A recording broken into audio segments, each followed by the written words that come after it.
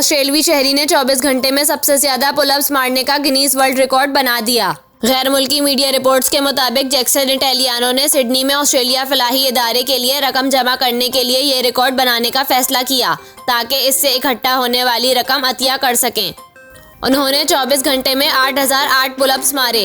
ये कारनामा उन्होंने 3.5 घंटे में सरअंजाम दिया। जैक्सन के मुताबिक उन्होंने रिकॉर्ड तोड़ने के लिए 8 महीनों तक खूब मेहनत की थी। इससे कबल 24 घंटे में सबसे ज्यादा पुलअप्स मारने का रिकॉर्ड 7717 था। रिपोर्ट्स के मुताबिक इस रिकॉर्ड के जरिए ऑस्ट्रेलियाई शहरी ने चैरिटी के लिए तकरीबन $6000 जमा किए।